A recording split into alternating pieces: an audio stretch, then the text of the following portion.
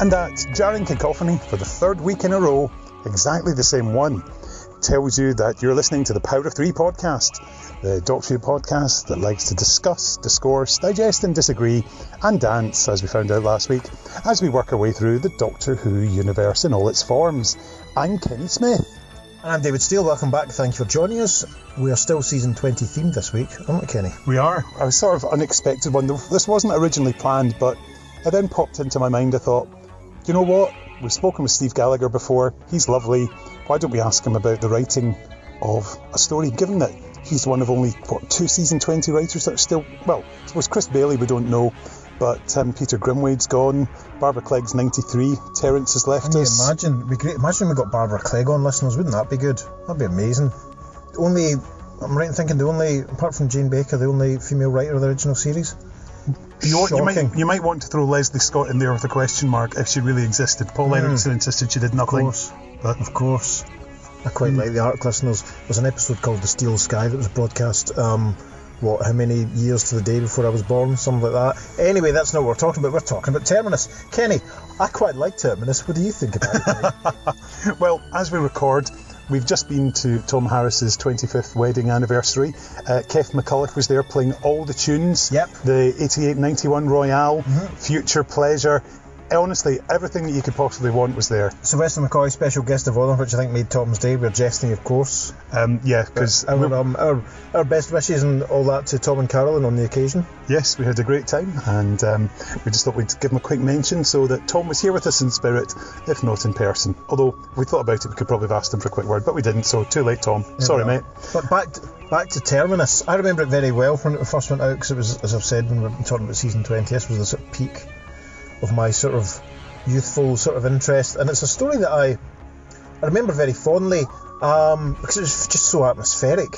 And what I like about it now is that atmosphere, but it's a sort of clinicalness to it. Obviously the location, but it's I think out of a lot of Doctor Who of that period, it's probably the purest and just pure sci-fi. There's no returning monsters. You can't really count, I think, a couple of scenes. I don't think you can count a couple of scenes with the Black Guardian really as returning monsters. It stands very much on its own. I'm not sure if BF have done an awful lot of any sequels to it yet. I can't think. Nothing at all. I don't think anyone's gone back to Terminus, thank goodness. But I just like the idea of, that timey-wimey idea of this is, this spaceship's going to blow up and that's what was to cause the Big Bang and all that. And it's a really good, strong science fiction idea. And Peter Davison's hair is amazing. Look at those sideburns. Superb. I love Terminus for the fact that it's quite possibly, of all the classic series, this is the closest we got to use that horrible term, hard sci-fi. I think because, as you say, clinical is such a great word for it in every respect. The fact that there's a medical aspect to it, the fact that it's cold and clinical. Yep. I mean, it's just that the whole feel of it, the look of it.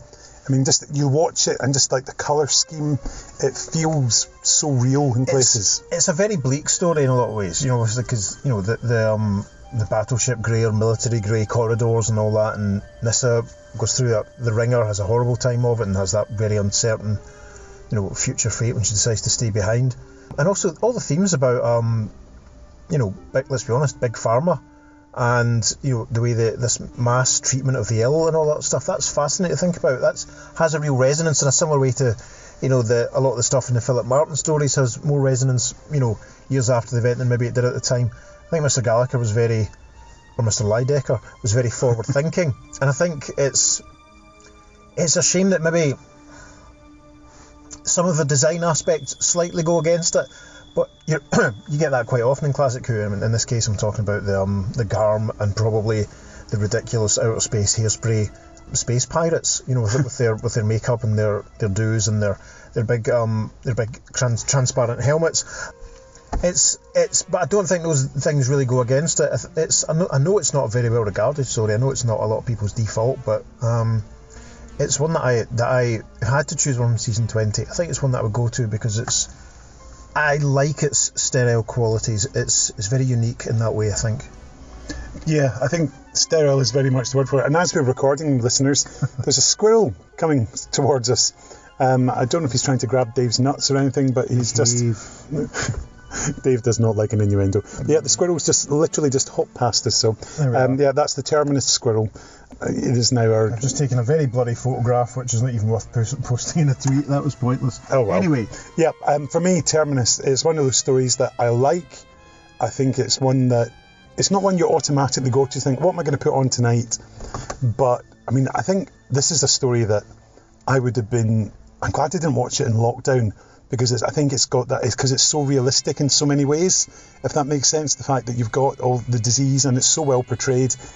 But let's talk about the design elements. Wow, the veneer, that skeleton. Yeah. I love those costumes.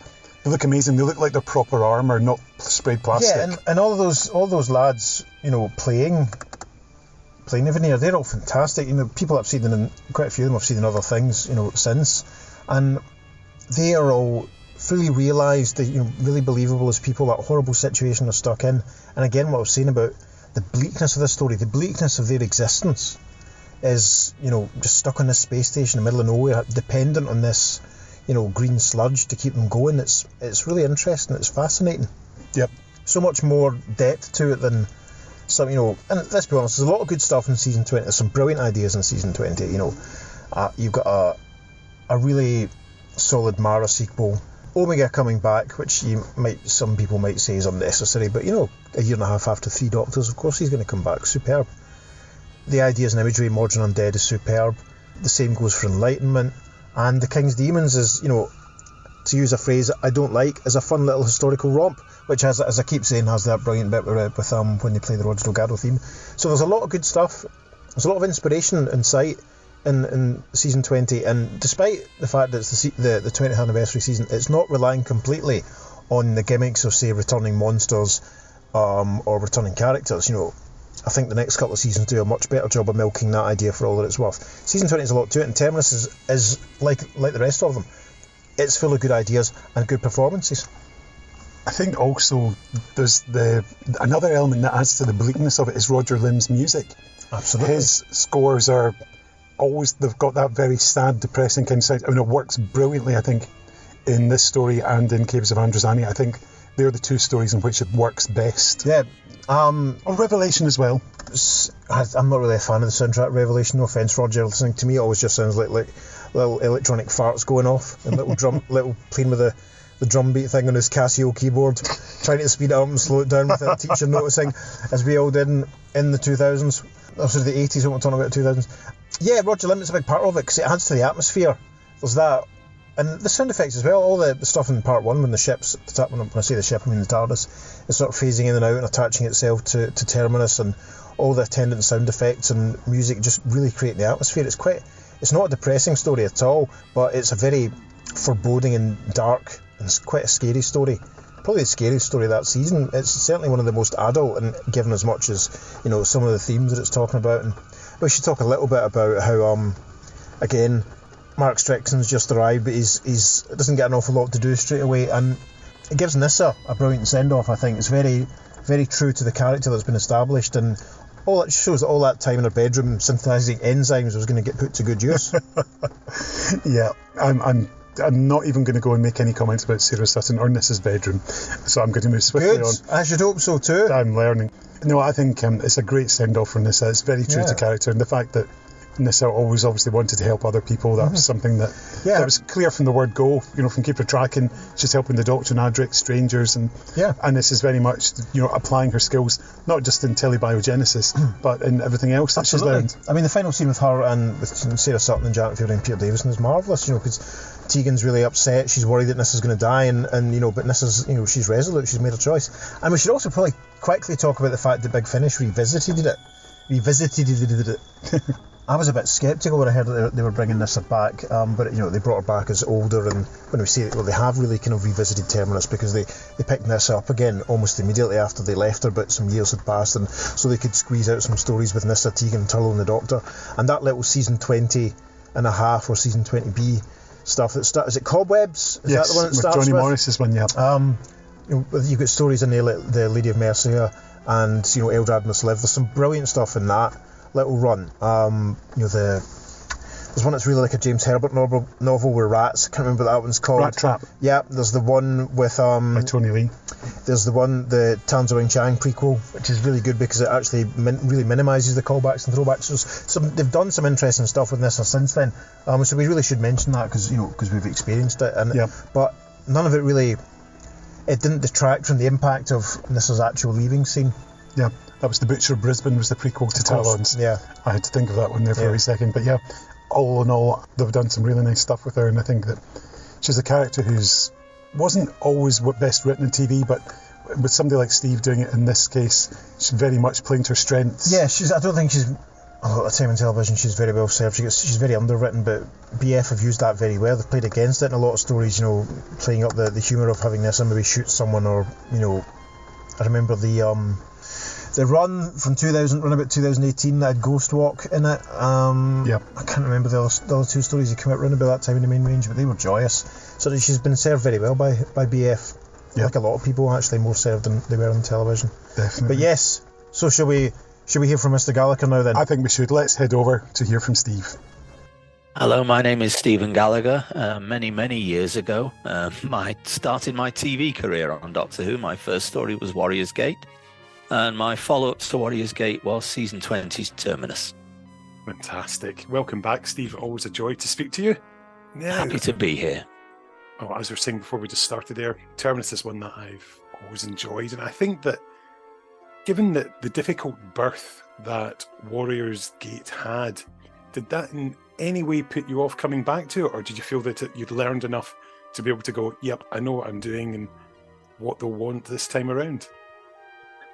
I seriously thought after Warrior's Gate that I would never be able to write for Doctor Who again. I mean, I had an idea, but the path to Warrior's Gate was so rocky that I wrote a little note at the end of it to John Nathan Turner, which I copied my agent in on it, and she said, I would never allow a client of mine to write a letter like this to a producer. You've probably trashed your career. And I was just basically saying, thanks, John, but I was, quite unhappy about the whole process, and here's why. But no, he commissioned Terminus on the back of that. So I think, I'd probably just said what was true. And I think John, appreciated the rough ride I'd had. And I think he also appreciated, the ideas that I brought to the table. Because Terminus, by that point, I think I'd kind of, roughed out the whole thing as to what I wanted to do. I'm very much one for not actually wanting to commit to anything until I can see the whole thing in my head. And I'll put it all on one side of a yellow legal pad. If I can get the whole structure of the story and the thing that I want to do and how it resolves and how it finishes, if I can get that all patterned down in front of me, then I'll stride forward with confidence. The lesson I learned from, I think it was my third Saturday Night Theatre for Radio 4, was that I got commissioned to write it just on a kind of back of the envelope idea where I hadn't worked everything out in advance. And it was great because I thought, they have faith in me to see this through. That's wonderful. It means I must be doing something right. Maybe I'm even on my way to making it. So I launched into it, and the back of the envelope idea, there were flaws in it, which meant I couldn't quite resolve it and make it work. And I fiddled with it and I played with it, and in the end I kind of got it to work, but I was never ever satisfied with it. And I swore I would never get into that position again, because so this was a radio play, in the 1970s for a producer who kind of trusted me, and I'd done stuff before, so it was a recoverable event. But, you get to a certain point where mistakes like that are not recoverable events and they don't come back to you. So from that point onwards, I was determined to create a reputation as someone that you could rely upon to deliver if you brought them in. And I remember years and years later, I worked on a show called Murder Rooms for BBC Films, which was the dark beginnings of Sherlock Holmes, created by David Pirrie. And he'd written the original miniseries that the thing was spun from, and then there was a series of feature-length adventures came out of that. And because it was BBC Films, and because the budgets were being released kind of piecemeal, they didn't know how many they were going to make. So they had writers lined up, and I was one of the writers that were lined up. But we didn't actually know how many of us were going to get an episode. So when it actually came down to it and a chunk of money came in and they suddenly got the number, they looked at the material they had. And of course, mine was pretty well complete. So I went straight in over the wire. And that was a lesson to me that, preparation is everything. Knowing what you're doing is everything. Professionalism is everything in this game. And it all traces back to that one radio play. So when it actually came to selling Terminus, I had Terminus more or less down complete. And after Terminus, in fact, I did have Nightmare Country, which I was pitching for the next season. I had that down complete as well. But famously, and I've told this story before, Eric Saywood's response on that one was, it's another $1 million movie and we can't afford them. So Nightmare Country never got to, it didn't show up in season 21. It didn't show up at all until about 2-3 years ago. It was done as a big finish, Lost Adventure. But because it was so thoroughly prepared way back then, it was a breeze to actually write it now, because everything was there. All I had to do was, as Hitchcock used to say, when the screenplay is completed and the dialogue has been added, so the work of it is the stuff before the dialogue goes in. Yeah, brilliant. Terminus is a story that's big ideas, big concepts, and just such an amazing, clever plot. I remember, I was 9 when this went out on telly. Sorry to make you feel old there, Steve. No, it's okay. You were the target audience. Perfect. And I just remember it just being just thinking this is proper science fiction, and Doctor Who just happens to feature in it. Well, that's flattering, and B, I think you make an important point there that sometimes people forget that Doctor Who is a show for, I hate to say children, but it is a show, primarily for the young. It's a family show, indeed, but the main consideration is the young viewer. Where I had an advantage with the science fictional aspect of it is that I had been an enthusiastic science fiction reader as a kid and through my teens. B, I was a bit of a sort of real science junkie, and C, I don't have the maths to do proper science, and I think that actually frees you up a little bit. Because I remember when I was researching a novel and a subsequent TV show, Chimera, I would consult with scientists. Oh, thank you. I would consult with scientists, and they would be so conservative in their estimates. And I would say things like, say you could splice a human and an animal embryo, and they say, well, yes, it'll be possible, but we don't think I don't think it'll be possible for another 50 years. And I think it was done within 18 months of that conversation. It actually happened. So a scientist will give you the outside, most likely possibility that they can stand up. Whereas as a science fiction writer, what you're looking for is the most story-friendly, the most sensational, the sort of outside envelope of the possibilities. So I had a bunch of concepts which were scientifically sound when I started, and gave them a treatment which was prioritizing the drama. And I doubt that you could actually find a scientist who would say, well, yeah, we actually think that's probably how the Big Bang could have happened. And the processes that you described may well have led to, the outcomes that you threatened. That kind of is never going to happen. A scientist is never going to commit to that. But get a bunch of scientists around a pub table, which I've been part of before, and get them speculating and get them kind of with the brakes off, and you'll get all kinds of wonders coming out. Yeah, I would say I loved Chimera on TV. Poor Gore. And then I went back and read the book. And that was 1982, I think, was when the novel came out, something like that. It was. I wrote it I think I finished it in 1980, and it was bought by Sphere and Michael Joseph. Michael Joseph was supposed to do the hardback and Sphere the paperback. And Sphere did the deal, and they kind of gave the hardcover publisher the short end of the stick. And the hardcover publisher, after a bit, Michael Joseph said, "Oh, hang on, Sphere gets all the money, and we get just to send out the review copies. So they actually dropped the hardback. So it came out as a paperback original in the UK, and that's why it took 2 years from delivery to appearance. But it was hardcover first was St. Martin's Press in New York. Yeah, brilliant.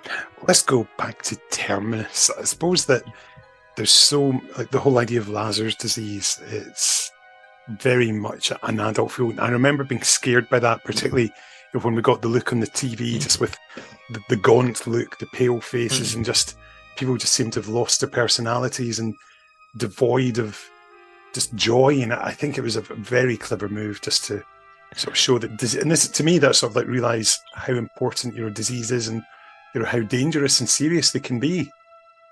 Yeah, I mean, I did some medieval studies when I was at university, and I was trying to evoke some of the atmosphere. The terrifying thing of a deadly disease for which you do not have the equipment to cure. Back then you had herbs and poultices, and when you got something that was ripping through the population and a deadly disease, you didn't have science to counter it with. And the idea is that you've got a medieval disease in a scientific context, and actually the science is happening, but it's happening behind closed doors, and superstition stops you going through those closed doors. So in a way that perpetuates the terror of the disease. And I've seen in my lifetime cancer go from something that cannot be mentioned in any context. It's something that was, if a family member died of it, it was always whispered about and nods. Whereas now it's spoken about openly. And of course, that is so much healthier a situation. And that in a way was the motivator behind that aspect of the Terminus story. And it's kind of telling that after the first episode went out, the British Leprosy Association sent a letter to the Radio Times complaining about the depiction of the disease. And of course, the whole point of the depiction of the disease was that, yes, it was a negative depiction that in the course of the story would be shown to be kind of blown away because it was all about prejudice and superstition. But they jumped off with the letter on the prejudice and the superstition, and they hadn't waited for 4 weeks later it came out, but by then the letter was out and published. Can't really blame them, but I remember John Nathan Turner did a reply in the Radio Times along the lines of we only try to entertain, and please don't take it too seriously. And that wasn't really the vibe I was after. I think a kind of wait and see, we are trying to address this seriously answer would have been more appropriate. But there you go, at least it's given me a story to tell now. Were there many changes between your early drafts and the final version, or was it fairly small stuff along the way? It was small stuff along the way, most of it production oriented. And I do remember, one of the most famous moments in it is where Nyssa drops a skirt and flees through the corridors. That originally was written as, and at the time I wrote it, she was still in her kind of Victorian-looking crushed velvet type outfit that zipped up to the neck and was a full body costume. The idea was that she'd loosen a collar, and something of that would get left behind. By the time we got to actually do Terminus, the costumes had changed.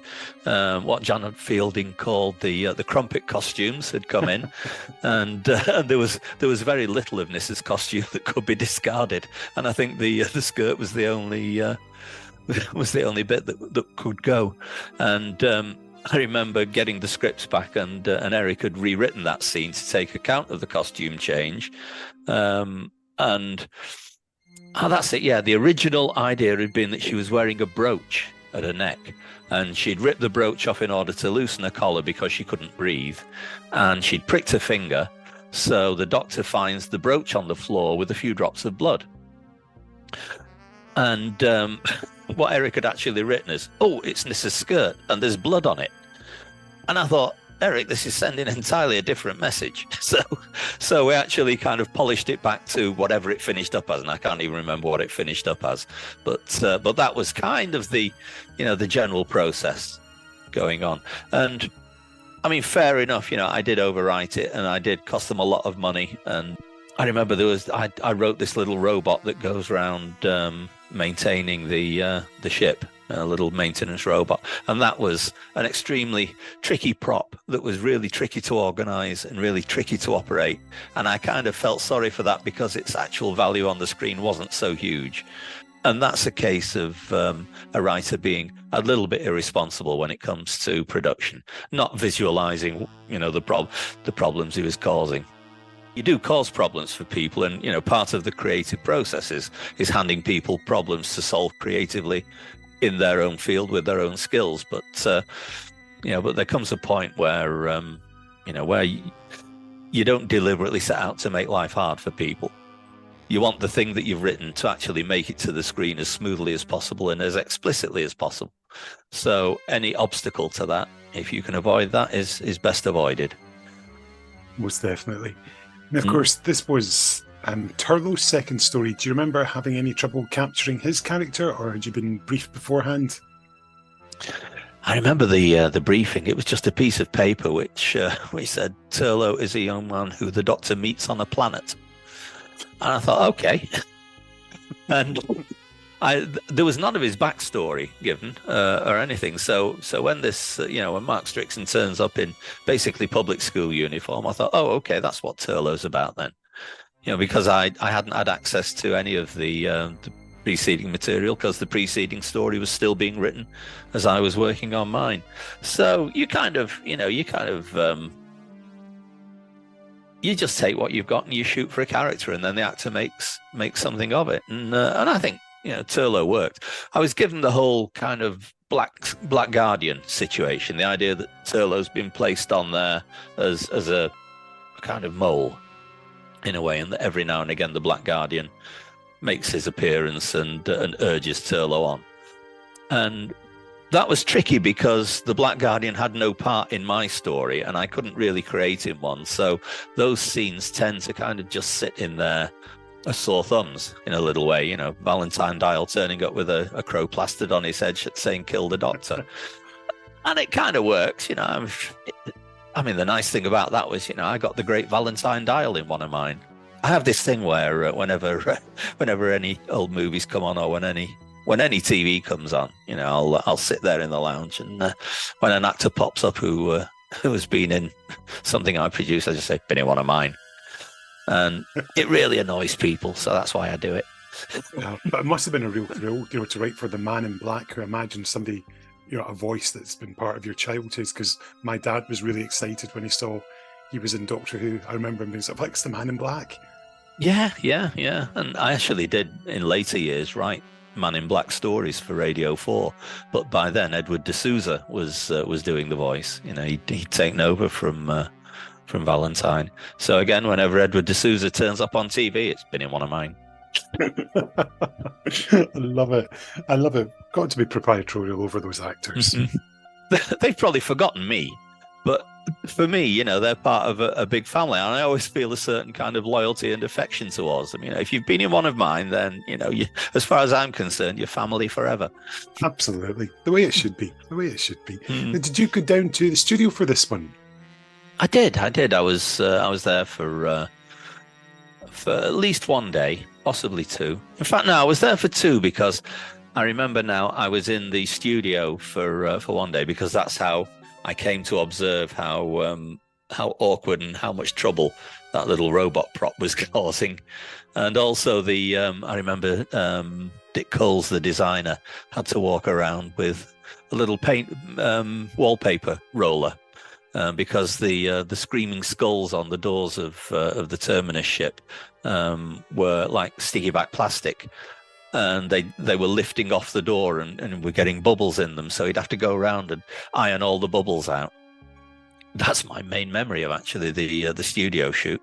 But the fun part of it was down in Ealing, the old Ealing studios that the BBC by then owned, because all those scenes of Tegan and Turlough crawling around in the air ducts of the ship were filmed at Ealing. And they were done on 16mm film as opposed to studio cameras. The reason for that, I was told, was that if you had a filming element in your show, you could get an extra day on your schedule. So it was a way of pinching an extra day, taking some of the pressure off the studio shoot. And what was really nice about that was that it was a very, very small film. You know, a TV studio crew is 100 people or so. You know, you've got your electricians, you've got your gaffers, you've got all your ancillary staff all around. And as a writer, you kind of stand at the sidelines and just try not to get in anybody's way. But with the film crew in Ealing, it was a very small, very tight crew. Small camera crew. Designer was somebody from the art department on hand.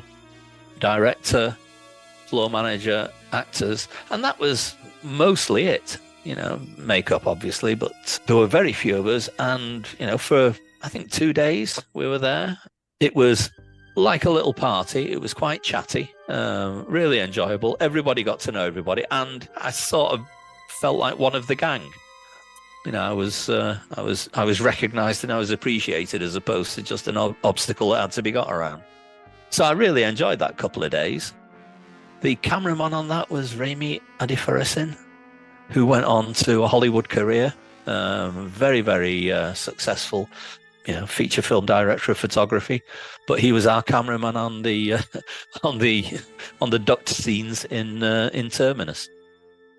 That's brilliant. I didn't know that. That's a good fact. New fact. I like it. Oh well, you want another wee fact? Here, uncredited amongst the Lazars, you know, under all the makeup was Kathy Burke. Huh. You know, quite early in her career, but obviously, you know, earning a few quid by donning the bandages and the grease paint for a day. Brilliant. That's good fact. Yeah. Something that I was wondering with them is, given that you'd grown up watching Doctor Who, I'd imagine that you'd carried on watching the show after Warrior's Gate, so you'd seen what Peter's Doctor was like through season 19. So writing for him and obviously for Nyssa and for Tegan was you knew their voices. Yes, yeah. I mean, yeah. The switch from Tom to Peter was quite a pivot. You know, I mean, it was a huge kind of turn from one to another. Prior to Peter, the Doctor, you know, through Tom, through Patrick Troughton, through Bill Hartnell, had been a kind of patriarchal eccentric, a bit of a mad grandfather, or in Tom's case, perhaps more a mad uncle. But with Peter, you know, what you got was you know, an affable, very likable, confident ex-public schoolboy type. I mean, I don't know if Peter was an ex-public schoolboy or what, I don't know, but you know, the whole kind of cricketing and the kind of gentlemanly demeanour. This kind of came to the fore when I wrote a scene in Terminus where, being reunited with Nyssa, they hug. And this actually caused something of a stir, and you know, there was a conversation about it. Can the Doctor hug the companion? Is that a thing that we can have them do? Because there'd always been, you know, a distance between them before then. And I remember my mother commented on it because, you know, in the end we went ahead and did it, and she said, "Oh, that was a really nice moment." She said, "I wasn't expecting that." I thought, "Oh, good," you know, because we've done something in the lore of Doctor Who. We've kind of broken a little bit of a barrier, because I've always thought that one of the things that the show had never really addressed up to that point, and I did address it in a short story once that came out in I think a Doctor Who annual somewhere, but the notion that the Doctor kind of, you know, he's got a lifespan with a limit on it, but compared to everybody else, the Doctor lives forever. And these people come into and out of his life, and they all mean a lot to him while they're there. But even as he's with them, he's aware that this is temporary, this is going to end. You know, this is a moment, but it's only a moment. And the day will come when it will all be over, and they'll go back to their short lives, and I'll carry on with my long one, and then it'll be something else. And I thought, well, that's a kind of... It makes the moment sweet, but it makes the life lonely. And that, to me, was my insight into the character of the Doctor. And I tried to put, I think the story was called something like Time on the Vine. And it was early 90s, a Doctor Who annual, I think it came out in. But I've wandered off completely, whatever it was you asked me. Oh, it's all good. Just the doctor waiting for him. Of course, when you were in the studio, you must have been quite impressed by the design, particularly in the costumes of the veneer. Oh God, yes. That was Dee Robson was the costume designer on that, and she had taken to heart everything that I'd put in. Costume always did this in Doctor Who. I found it on Warrior's Gate as well, where you provide reference and you provide as detailed an evocation of the costume as you can, and if they've got that much detail, they really go for it. And with the Vanir, the inspiration, again going back to medieval studies, was it was actually a tomb in York Minster, which was a memento mori tomb. And the fascinating thing about it is that on the top of the tomb, you've got the traditional carving of the laid out deceased person in their finery. And if you remove that stone top, there is another carving underneath it, and that carving is of a semi-decayed body. Yeah, with the flesh still kind of clinging to the bones and the clothes in rags, in the same pose and everything. And then, of course, you go one layer down from that, and you'll get the actual coffin with the skeleton in it. And the idea is that we should all remember that one day we will die. And again, this ties in with the philosophy of the Doctor as I came to see it.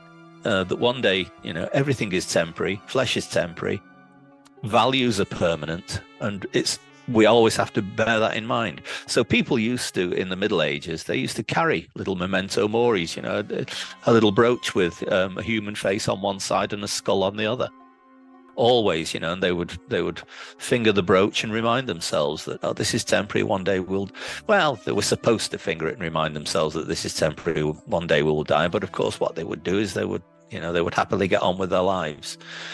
And you see some vestiges of this in Shakespeare, who was very much kind of a child of the just post-medieval age. Tell your mistress, let her paint an inch thick, to this favour she will come. The skull is always, Webster saw the skull beneath the skin, as Eliot said, and that is that's basically the Vanir costume. All of that for a Doctor Who costume. You can tell we took trouble over this show. Most definitely. And then, of course, old friend John Lydecker came back to do the novelisation. Yeah. Good old John. Happy on his private island now, spending his royalties. Absolutely. All built up from the sales of Terminus. Yeah. I mean, I've explained before that the reason that I took the pseudonym is that I had a screenwriting career and I had a novel career. And while I was happy for original screenplays and original novels to have my name on them, the idea of adapting a screenplay into a novel, I thought, blurred the lines between. So I tried to keep distinct personas for the two. And I'd used John Lydecker for Warrior's Gate. I used it for a couple of other novelizations as well. After Terminus, I don't think I used it again. I think I kind of abandoned that way of thinking. I felt secure enough in both of those careers to think, well, I don't really need to cover my tracks. I don't need to make any apologies. I don't necessarily need to knock out novelizations for money anymore either, which is something I did in the early days. 1979, I was working at Granada, and we had a strike. And we were out for 3-4 months. And during that time, everybody took side jobs. And I took on a novelisation. And I novelised Kirk Douglas movie, Saturn III, directed by Stanley Donen. And the money I got for that convinced me that maybe I could make a go of this writing do. So the strike was kind of the start of a fork in the career path for me, because I was quite happily employed in television up to that point, but I got the writing bug, and away I went. Yeah. Now, did you ever see the clip on Harry Hill from Terminus that they used, which he turned into a game? He had Peter Davison on, and it was taking the chair and throwing it to stop the door. Now that must have given you a laugh to see. It did. I might have got about 9p out of that as well, because anytime anything gets used, even if it's just a short clip, you get a royalty. And when I say 9p, I probably literally mean about 9p, because you don't get much. It's proportionate to the length of the show. So a tiny clip like that, you'd get a slight honorarium, and you'd be bought out for it. But what, of course, is interesting is that the rights in anything that you brought to Doctor Who back then, any monsters, any creatures, any supplementary characters, any settings that you brought in, you retain the copyright to. That's not the case these days. It's a big rights grab these days. The BBC has realised what a property it's got in the Doctor, but that back then it wasn't as much valued. So yeah, anything they use from the old shows, they've got to pay me for.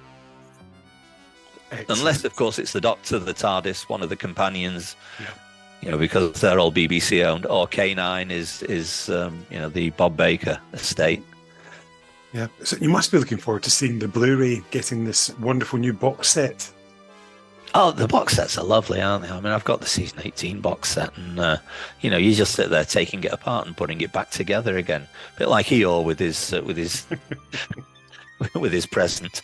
And I mean, they're gorgeous pieces of design. The stuff is remastered to within an inch of its life and looks as good as it's ever going to look. I'm not entirely sure what I think about the idea of redoing special effects. I suppose I don't mind, because one of the jobs I had on Terminus when I was there for that couple of days was they sent me off to a room with a couple of VHS cassettes to review one of the effects, which was the pirate ship and the Terminus ship docking together. And they were done against the blue screen, and the Terminus model was mounted on a blue stick, and the spaceship was on another blue stick, which was kind of held in the hand. And just out of sight, one of the effects technicians was guiding the ship in on the end of its stick. And he did this about 15, 20 times. I lost count how many times he did it, because every time it kind of wobbled. My job was to go through all of those and pick the one that wobbled least. And then that was the one that they would do the colour separation overlay on, put the Starfield in the background, take the blue out, and that's what ended up in the show. So I suppose, having said I'm not a big fan of the redoing of special effects, I've decided that I've just, in the last couple of minutes, I've gone 180 degrees on that one, and I think it's probably a great idea. Fantastic. Well, Steve, we hope you enjoy the box set when it comes through your door, and we're all looking forward to seeing a new remastered glorious Terminus. No, I'm glad to hear it. Thanks again. Well, there you go. An explanation given for that skirt scene. Yes. Good grief. Less said about that, the better. Yeah. But anyway. And also the fact that Steve had seen the Harry Hill moment. Did you see that at the time, or did you catch it later? Chance to be a fine thing. And relax. No, I didn't see it, but I saw it sort of shared on the socials and YouTube and stuff afterwards very soon. It was very, very funny. Flinging a chair at the door. Amazing. Yes. Harry was a big Doctor Who fan, isn't he? I think he is, yeah. Yeah. But very tickled to learn that Mr. Lydecker got some money out of it. That's absolutely hilarious. All frankly. 9p. Yeah, superb. Don't spend all at once, Steve. I'm sure he won't. Anyway. So that's pretty much all we've got time for this week, but we'll be back next week, and we've got another exclusive interview, Dave. Do we? Oh, good. That's good to know. At this point, listeners, I have no idea who it was, so I look forward to being surprised next Thursday morning, just as you. Well, actually, I'll tell you who it is now. Okay. It's Al Dewar, Creative Director of Character Options. Of course it is. We haven't heard from him for a very long time, so that's good. Yep. Excellent. So Al's going to tell us about the latest wave of action figures. We're going to go back and chat about the David Whittaker and... No, we're not. The David Tennant and Jodie Whittaker 2-pack. The David Whittaker action figure. That's the one. The production team, they did that with the bobbleheads for like Game of Thrones. That's very Andrew Mark Thompson, quite frankly. A range of Doctor Who action figures of the writers. I'm sure he's done similar already. Yeah. Anyway. Yes, so we'll have... Andrew, if you're listening. There's one for you. Yeah, we'll have Al also talking about the David Tennant and Jodie Whittaker figures. And he's also got some exclusives for us. Excellent. About things that were and never were, and things that might be, which is what we need. Anticipation. Good. Hopefully he'll have something nice to say about the new sets as well. That'll be very good. We've not heard from Al for ages. I look forward to it then. We certainly do. Yes, and I suppose at this point I have to ask you a question, don't I? Yes, you do. What are we, but before I do that, I'll remind everyone to check out the Earth 2 podcast. Peace and love. You better tell us what the Earth 2 podcast is, Dave. Yes, for those who don't know. The Earth 2 podcast is a DC Comics podcast that I do with my friend Peter Watson. We are charting the pre-Crisis on Infinite Earth DC Comics multiverse with an emphasis on their Golden Age characters. Occasional episodes this year with guest voices helping us out by playing some other characters. Kenny has appeared already this year, and hopefully all going well he'll appear again before too long. So yes, if you don't get enough Dave Steele in your life, you could always check that out if I'm not turning up in pieces of 8 doing voiceovers or whatever. But yes, so Kenny, I have to ask you a question. What are we going to play out with today? Well, Dave, I'm glad you asked me that, because a track that would have been appropriate for just us was us sitting here in the car, and given that it's all steamed up, it would have been Steamy Windows would have been appropriate from Tina Turner. However, since we originally recorded that ending and I've actually come back out to the car to re-record because I've thought of a better track and wanted to get the same ambience that should match, so we're going to go with a track from the electronic musical group Sybrid, Sybrid, and they have a track called Terminus, which appeared on their 2016 album Sonorous. So here we go, we're going to have Sybrid and Terminus. Peace out, we'll see you soon. See you next week. Bye bye.